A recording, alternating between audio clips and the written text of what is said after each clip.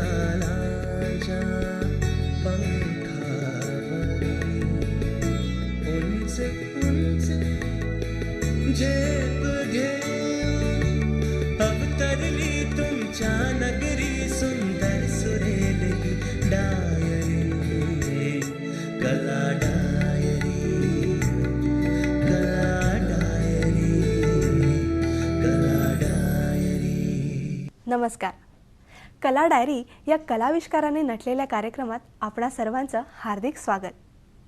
संगीत साधना. संगीत साधना हे शब्द जरी वेगवेगळे असले तरी एकमेकांना पूरक असेच आहेत. साधना म्हणजे एखादं कार्य सिद्धीस नेण्यासाठी केलेला निरंतर अखंड प्रवास. याला रियाज असंही म्हणतात. रियाज हा बोलण्याचा विषय नसून करण्याचा आहे. संगीत क्षेत्रातील अनेक दिग्गजांचा प्रवास आपण पाहणार आहोत कला डायरी या कार्यक्रमात. कार्यक्रमाच्या सुरुवातीस निशी नरेश यांनी सादर केलेलं गायन आता आपण ऐकूया.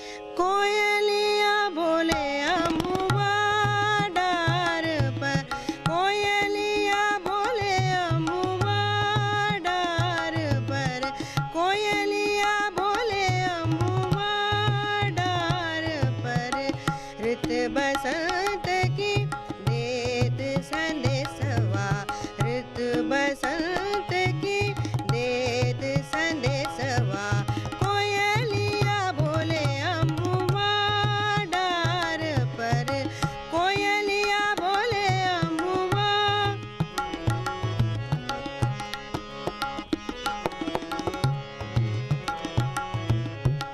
नयो कलियन पर कलियन पर गूंजत भंवरा, उनके संग करत रंग रलिया, उनके संग करत रंग रलिया, यही बसंत की देत संदेशवा, यही बसंत की देत संदेशवा, कोयलिया बोले अम्बुआ पर, कोयलिया बोले अम्बुआ डार पर, कोयलिया बोले मम गम ग सनि स धनि स ग म धनि स, कोयलिया बोले कोयलिया बोले अम्बुआ,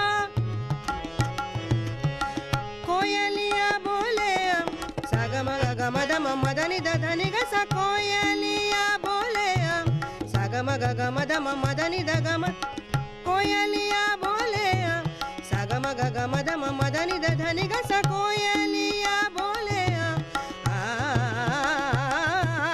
कोयलिया बोले अम्बुआ डार पर.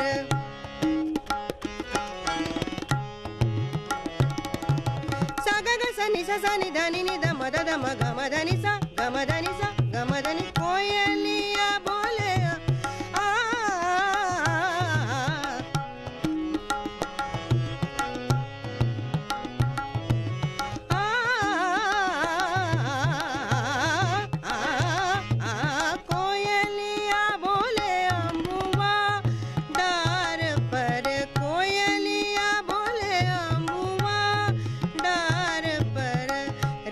बसंत की देत संदेशवा, ऋतु बसंत की देत संदेशवा, कोयलिया बोले अम्बुआ डार पर, कोयलिया बोले अम्बु, कोयलिया बोले अम्बु, कोयलिया बोले अम्बुआ डार पर.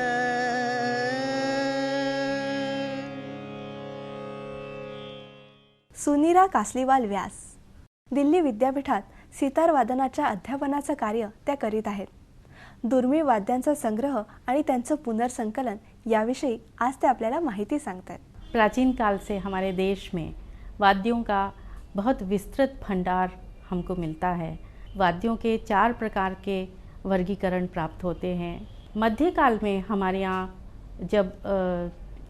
जब फारस से और अरब से लोग आए तो बहुत सारे नए वाद्य हमको प्राप्त होते हैं और वो वाद्य हमारे पास विकसित होकर आज तक पहुँचे हैं.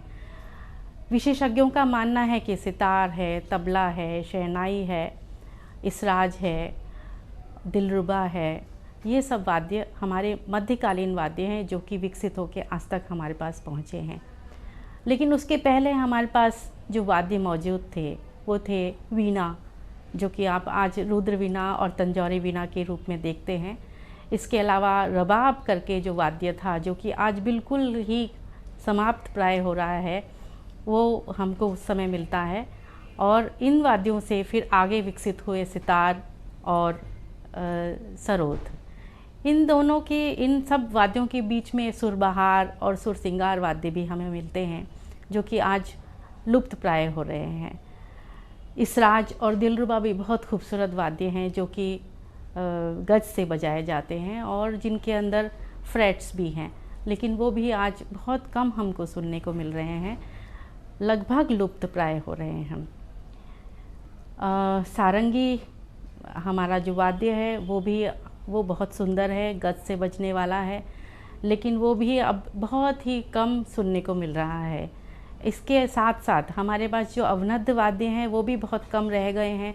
बस एक पखावज है और एक तबला है. जबकि मध्यकाल में और शारंगदेव के ग्रंथ में हमको जिस प्रकार के वाद्य मिलते हैं उससे ऐसा प्रतीत होता है कि हमारा देश अवनद्ध वाद्यों में भी बहुत एक समृद्ध था. हुड़का वाद्य था, डिमड़ी करके जो इस समय महाराष्ट्र का वाद्य है वो भी एक तरह का क्लासिकल इंस्ट्रूमेंट ही था उस समय और उसकी इतनी विशेषज्ञ थे बजाने वाले. और दिमड़ी जैसा वाद्य जिसको कि आज गंजीरा करके साउथ में हम देख सकते हैं, वो लोगों ने अभी तक उसको प्रिजर्व करके रखा है और उसको क्लासिकल म्यूज़िक में इस्तेमाल कर रहे हैं. लेकिन हमारे उत्तर भारत में इस तरह का कोई वाद्य नहीं है. इसके अलावा एक वाद्य है साउथ में जो कर्नाटक म्यूज़िक में इस्तेमाल होता है, विशेष तौर से नृत्य के अकम्पनीमेंट में इस्तेमाल होता है. वो एड़क्का करके वाद्य होता है और उसमें वो लोग कुछ स्वर भी निकालते हैं. वो अवनद्ध वाद्य भी है लेकिन 7 स्वरों तक उसका उतार चढ़ाव हो सकता है. अगर हमारे लोक संगीत से इस तरह के वाद्य जैसे कि अभी नए वाद्य कुछ जुड़े हैं, जैसे संतूर है, वो वहाँ का प्रादेशिक वाद्य था कश्मीर का, तो उसको समृद्ध करके जिस तरह से हम क्लासिकल म्यूज़िक में ले आए हैं उसी तरह से अगर सतारा और हुड़का इस तरह के वाद्यों को भी हम ला सकें तो हमारा क्लासिकल म्यूज़िक बहुत ही समृद्ध होगा.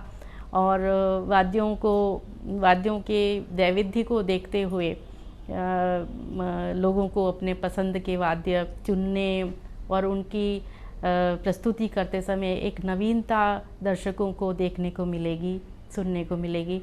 तो ये एक बहुत अच्छा कार्य हो सकता है यदि इस तरफ हमारे नए कलाकार ध्यान दें. एखादी कला जेव्हा कलाकाराला आत्मसात होते तेव्हा तीच त्याची ओळख होते. कधी कधी गुरूंमुळे शिष्य नावारूपाला येतात तर कधी शिष्यांमुळे गुरूंचंही नाव होतं. पंडित जितेंद्र गोरे कवी, संगीत दिग्दर्शक आणि संवादिनी वादक. संवादिनी वादनाला स्वतंत्र वादनाचा दर्जा प्राप्त करून देणारे पंडित मनोहर चिमोटे यांचे ते शिष्य. आता आपण ऐकूया जितेंद्र गोरे यांनी सादर केलेलं संवादिनी वादन.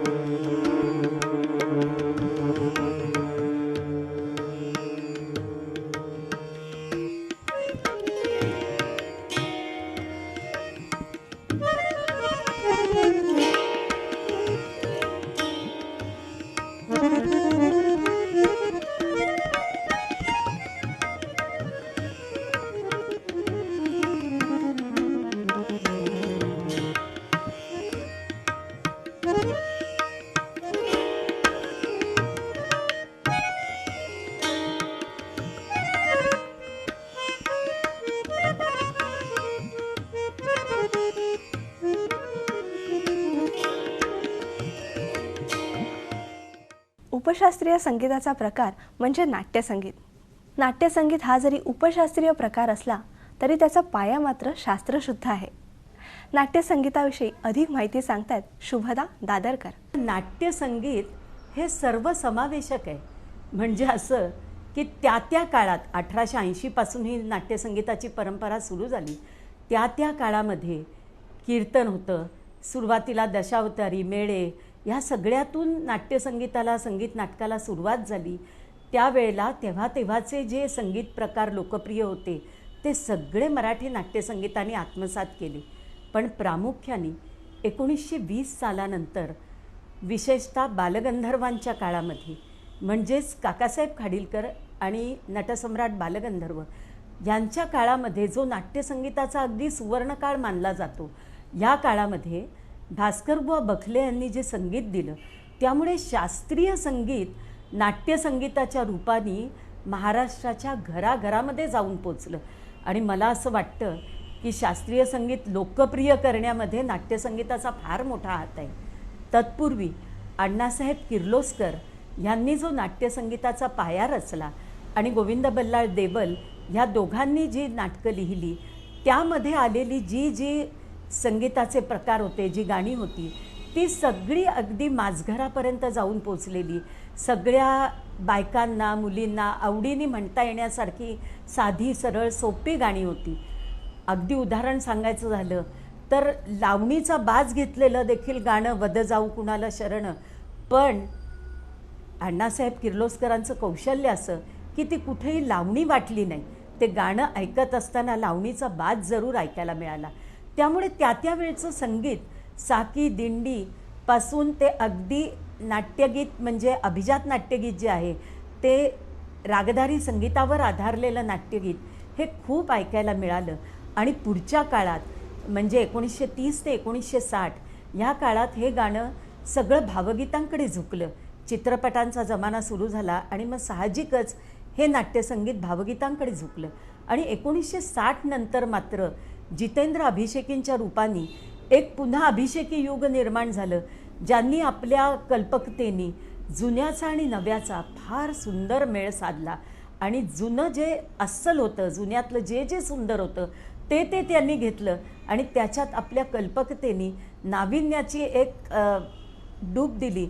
आणि ते नाट्यसंगीत मराठी मनाला इतकं मोहून टाकलं या नाट्यसंगीताने की आजही नाट्यसंगीत विषय म्हटला की मराठी माणूस अगदी भरभरून बोलतो. पण हे नाट्यसंगीत मला असं वाटतं नेहमी की शिकत असताना जो कालखंड आहे तो खूप जुना असल्यामुळे त्यातले शब्द, त्यातले, कारण मुळात नाट्यसंगीताचा जो हेतू आहे की नाटकात आलेली भावना अधिक शार्प करणं, त्या नाट्यगीताच्या माध्यमातून ती भावना जास्ती उत्कटतेने लोकांच्यापर्यंत पोहोचवणं, हे जे कार्य आहे हे कार्य करण्यासाठी त्यामध्ये नाट्यगीतात आलेल्या शब्दांचा अर्थच मुळी बऱ्याच लोकांना समजत नाही. विशेषतः आत्ताच्या तरुण पिढीला इंग्लिश मिडियमच्या जमान्यात तर समजणं खूप कठीण झालं. आणि म्हणून असं मनात आलं होतं की ह्या नाट्यसंगीतासाठी आपण काहीतरी असं कार्य करायला पाहिजे की जेणेकरून ह्या नाट्यगीतांचा अर्थ कळेल आणि तो अर्थ जर गाणाऱ्याला कळला तर तो साहजिकच लोकांच्यापर्यंत पण चांगल्या तऱ्हेने जाऊन पोचेल. श्रावणातल्या ओल्या चिंब सरींनी धरणी मातेला हिरवागार शालू नेसवणारा पाऊस. पावसातला मातीचा सुगंध आपण नक्कीच अनुभवला असेल. हा जो मातीचा सुगंध आहे तो त्या मातीत रुजलेला कलेचा दरवळ आहे. प्रांतानुसार जशी माती बदलते तशी कलाही बदलते. चला तर आता आपल्या कथ्थक शैलीचा आस्वाद घेऊया अंशू परिहार यांच्या क्लासरूमला भेट देऊन.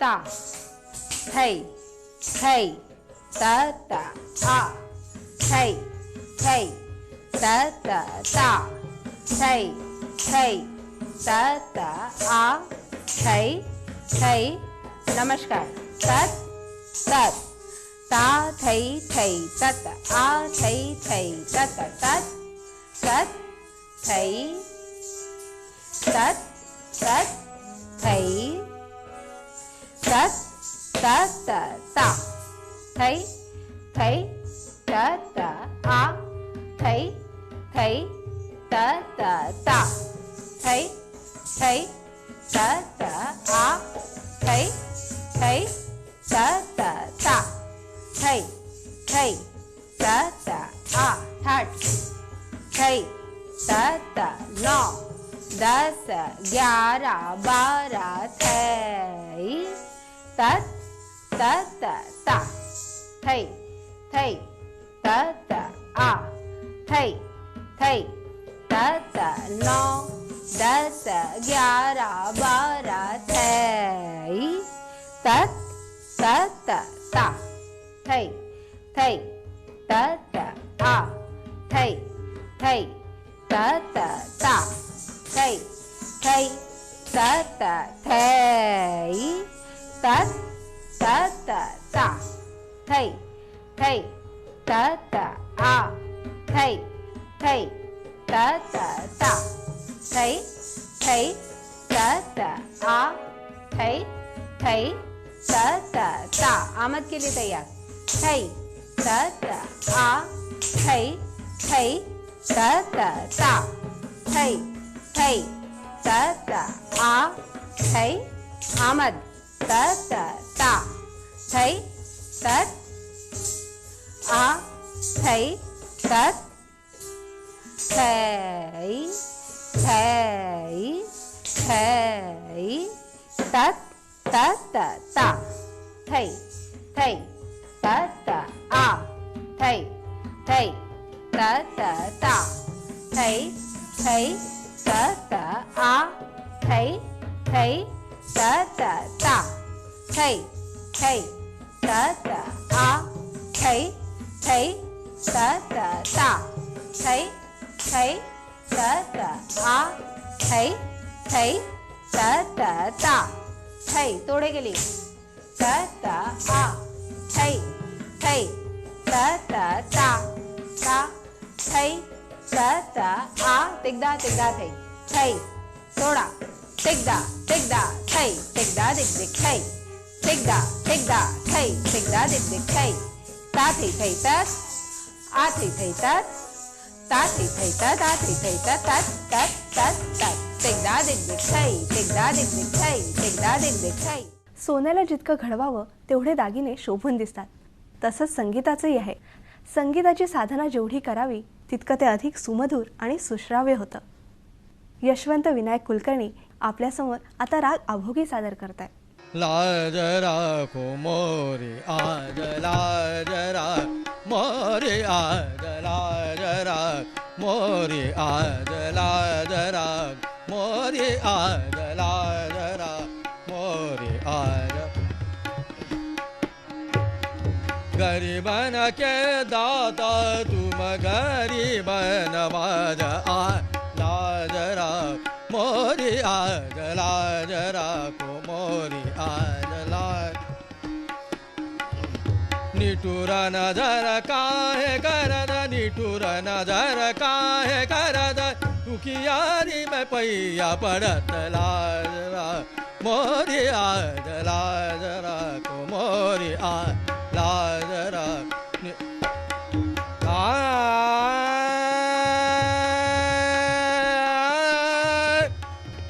आ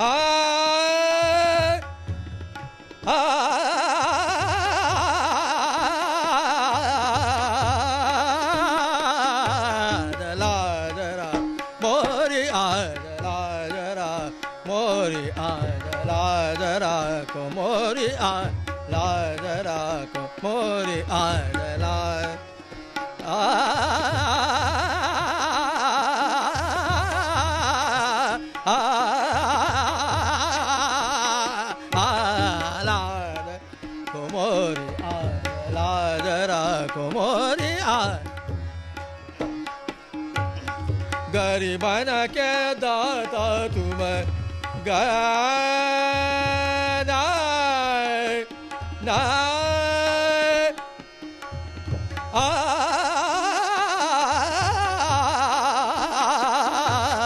लादरा मोरी आ लादरा मोरी आ निटुरा नदरा का करत आ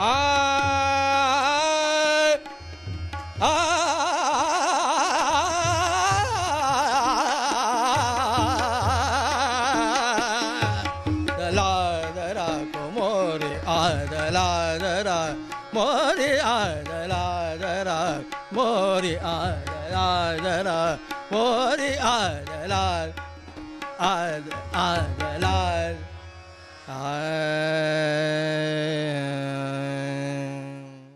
आजचा आपला कला डायरीचा कार्यक्रम तुम्हा रसिक श्रोत्यांना कसा वाटला हे आम्हाला पत्राने जरूर कळवा. आमचा पत्ता आहे निर्माता कला डायरी, दूरदर्शन केंद्र, वरळी, मुंबई 400030. आता भेटूया पुढील कला डायरीच्या कार्यक्रमात. तोपर्यंत नमस्कार. ध प म ग प म ग रे सा ग रे सा नि रे कला